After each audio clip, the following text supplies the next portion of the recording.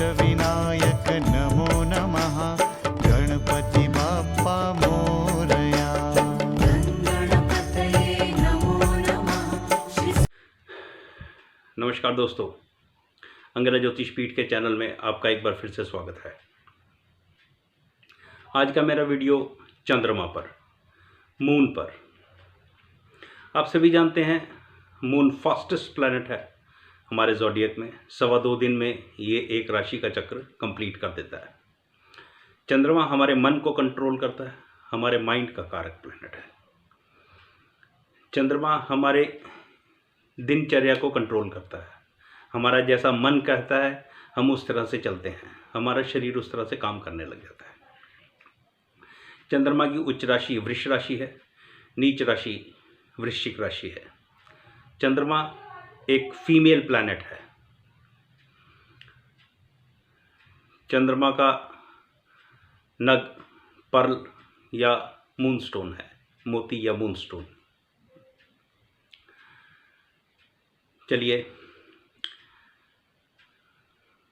कुंडली में 12 भाव में चंद्रमा के फलों को आगे कहता हूँ। शास्त्र अनुसार, जो शास्त्र कहता है उस अनुसार मैं आपके सामने बात रख रहा हूँ। आशा है आपको मेरी वीडियो पसंद आएगी। प्लीज़ पसंद आए तो मेरे चैनल को सब्सक्राइब करें, लाइक करें और शेयर ज़रूर करें। चंद्रमा पहले घर में, लगन में, चंद्रमा के लिए ये एक बहुत अच्छी पोजीशन है। यहाँ पर बैठा चंद्रमा आपको सरकारी नौकरी दे सकता है। देखिए, सरकारी नौकरी सिर्फ सूर्य से ही नहीं देखी जाती, चंद्रमा से भी देखी जाती है।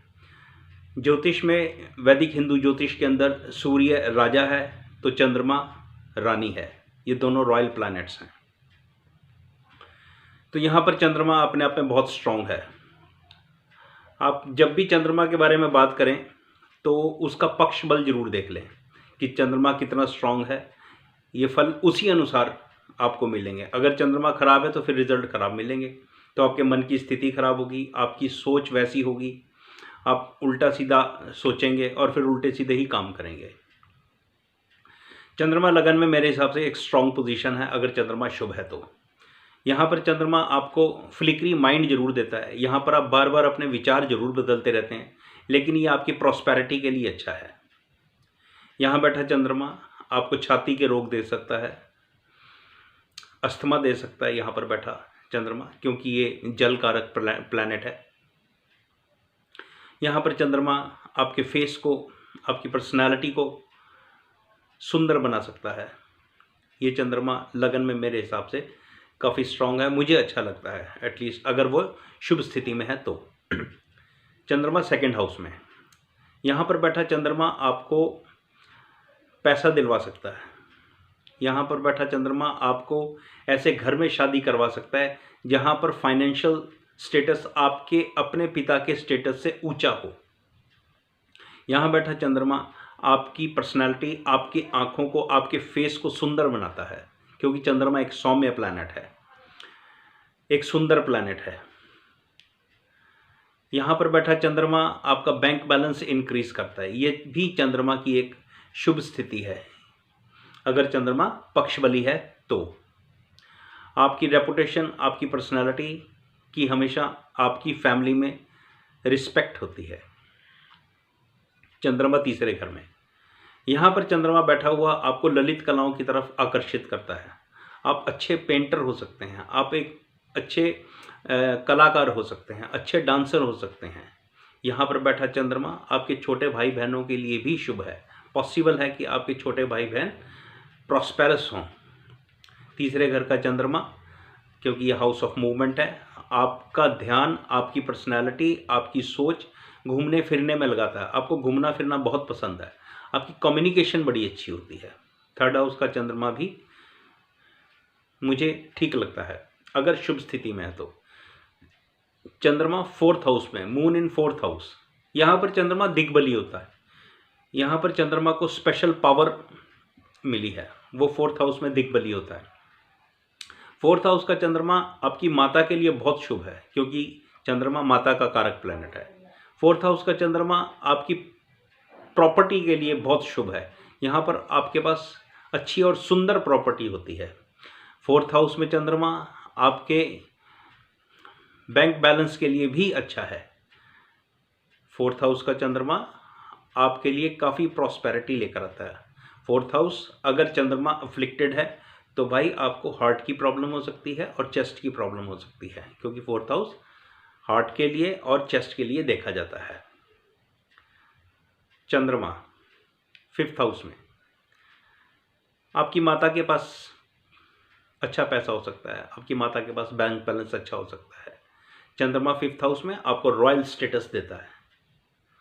चंद्रमा 5th हाउस के अंदर आपकी पर्सनैलिटी को ऐसा निखारता है कि सामने वाला व्यक्ति आपके पास आके आपसे बात करना चाहता है।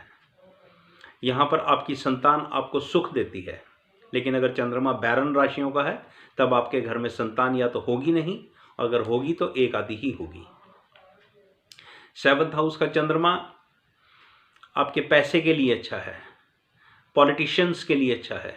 जो लोग पॉलिटिकल लाइफ में हैं उनके लिए 5th हाउस का चंद्रमा बहुत स्ट्रांग है, बहुत अच्छी पोजीशन है। अगर आपकी कुंडली में दूसरे भी योग बनते हैं तो निसंदेह आप MLA, MP या मिनिस्टर या किसी अच्छे स्टेटस पर पहुंच सकते हैं। यहाँ पर आप IAS, IPS के लिए भी तैयारी कर सकते हैं, क्योंकि 5th हाउस का चंद्रमा आपको स्टेटस देता है। चंद्रमा 6th हाउस में, 6th हाउस का चंद्रमा मैं ज़्यादा अच्छा नहीं मानता। यहाँ पर चंद्रमा आपको बीमारी देता है। ये चंद्रमा आपकी पर्सनालिटी को थोड़ा लेजी बनाता है, क्योंकि 6th हाउस में चंद्रमा कंफर्टेबल नहीं है। लेकिन दूसरी बात यह भी है कि यहाँ पर चंद्रमा आपको समाज सेवक बनाता है। आप समाज से जुड़ते हो, आप समाज के लोगों के बगैर नहीं रह सकते, क्योंकि चंद्रमा मासिस का कारक है। 6th हाउस समाज सेवा का भी घर है। ये चंद्रमा आपको मासिस से जोड़ता है और वहाँ पर आपको अच्छी रिस्पेक्ट मिलती है। आपके पिता के लिए ये बहुत अच्छा है। चंद्रमा 7th हाउस में, 7th हाउस का चंद्रमा आपका विवाह जल्दी करा सकता है। जैसे इस वक्त आज के सिनेरियो में हम देखें तो शादियां 27-28 साल से पहले नहीं बच्चे कर रहे हैं, लेकिन कुछ एक स्थितियां हैं जहां पर 21-22 साल में, 23 साल में शादी हो जाती है। तो 7th हाउस का चंद्रमा आपका विवाह जल्दी करवा सकता है। यहाँ पर आपको किसी लड़के की अगर कुंडली में 7th हाउस में चंद्रमा है तो आपको यहाँ पर सौम्य वाइफ मिल सकती है, जो आपकी हर परिस्थिति में आपके साथ चलेगी, आपकी पर्सनालिटी को और निखारेगी, आपके लिए आपके बुरे टाइम में आपके साथ खड़ी रहेगी। 7th हाउस का चंद्रमा एक अच्छी पोजीशन है, बिजनेस करने के लिए भी ये काफ़ी अच्छा है। 8th house, moon in 8th house, 8वें घर का चंद्रमा अगर अफ्लिक्टेड है तो ये अल्पायु योग बनाता है, बाल अरिष्ट योग बनाता है। हमारा ज्योतिष शास्त्र ये कहता है कि अगर 8वें घर के अंदर 6, 8, 12 में चंद्रमा हो और उस पर अफ्लिक्शन हो, पाप प्रभाव हो, तो ऐसे जातक, ऐसे बच्चे अल्पायु होते हैं। लेकिन 8वें घर का चंद्रमा आपको ऐसी जगह पर नौकरी करवा सकता है जहां पर आपकी मूवमेंट विदेश में ज़्यादा हो। जैसे आपकी नेवी में नौकरी लग सकती है, या कहीं और ऐसी जगह पर नौकरी लग सकती है, या ऐसी जगह पर आप काम कर सकते हो जहाँ पर इस तरह की मूवमेंट हो। आपका एस्ट्रोलॉजी में भी इंटरेस्ट हो सकता है, ऑकल्ट साइंस में भी इंटरेस्ट हो सकता है, अगर चंद्रमा 8वें घर में शुभ स्थिति में है। 9th हाउस, मून इन 9th हाउस, 9th हाउस का चंद्रमा बहुत अच्छा होता है। ये धर्म का स्थान है, पिता का स्थान है। 9th हाउस में चंद्रमा आपको स्पिरिचुअलिटी की तरफ लेकर जा सकता है। आपका ध्यान मन मंदिरों में, अपने गुरुओं में, भजन गाने में यहाँ लग सकता है। ये स्थिति चंद्रमा की 9th हाउस में भी अच्छी है। चंद्रमा 10th हाउस में, यहाँ पर चंद्रमा थोड़ा वीक होता है, क्योंकि चंद्रमा 4th हाउस में दिग्बली होता है। तो 4th हाउस से 7th हाउस हुआ, 10th हाउस, तो यहाँ पर बलहीन हो जाता है। लेकिन आपको देखने की ज़रूरत है, प्रॉपर एनालाइज करने की ज़रूरत है। चंद्रमा यहाँ पर कई बार अच्छे रिजल्ट देता है। श्रीमती मेनका गांधी की कुंडली में 10th हाउस में चंद्रमा है, दिग्बली है, वर्गोत्तम है, तो आप देख रहे हो MP रह चुकी हैं, सेंटर में मिनिस्टर रह चुकी हैं। तो चंद्रमा को प्रॉपर एनालाइज करने की ज़रूरत है। यहाँ पर चंद्रमा आपको उच्च पद प्रतिष्ठित व्यक्ति बना सकता है। आपकी पर्सनैलिटी ऐसी होती है कि आप मासिस तक पहुँच जाते हैं। लोग आपकी बातों का विश्वास करते हैं अगर चंद्रमा शुभ स्थिति में है तो। चंद्रमा 11th हाउस में, आपका याराना, आपका दोस्ताना, आपके सर्कल के लोग, ये सब लोग हाई लेवल के लोग होते हैं, उच्च पद प्रतिष्ठित जिनको कहते हैं ना, वो लोग होते हैं। आपकी सोच ऐसी होती है, अगर मान लो आप किसी गरीब घर में भी आपका जन्म हुआ है, किसी व्यक्ति का जन्म हुआ है, गरीब घर में जन्म हुआ है, उसके फादर की फाइनेंशियल पोजीशन अच्छी नहीं है, और इस तरह किसी बच्चे का चंद्रमा 11th हाउस में आ जाता है और उसके दूसरे भी अच्छे योग बने हुए, ऐसा बच्चा समाज में बहुत उन्नति करता है, उसका स्टेटस हाई होता है, उसकी सोच हाई होती है, वो बचपन से ही बड़ा बड़ा सोचता है कि मैं ऐसा बड़ा काम करूँगा, मेरे को छोटे काम नहीं करना। उसकी सोच में ये एक गुण होता है। चंद्रमा 12वें घर में, आपका अपने गुरु, किसी धर्म गुरु के घर में आना जाना बहुत लगा रहता है, आपका रुझान धर्म गुरु के घर में बहुत लगता है। आपका इतना मन अपने घर में नहीं लगेगा जितना मन आपका अपने गुरु के स्थान में लगेगा, या कहीं मंदिरों में लगेगा, भजन गाने के अंदर आपका इंटरेस्ट रहेगा। आपके छोटे भाई बहन के लिए 12वें घर का चंद्रमा अच्छा है। अगर आप एक डॉक्टर हैं तो 12th हाउस का मून आपके लिए प्रॉस्पेरिटी का कारक हो सकता है। 12th हाउस का मून आपको लोगों से भी जोड़ सकता है, क्योंकि वहाँ से ये 6th हाउस को देखता है, 4th हाउस से ये 9th हाउस पड़ता है।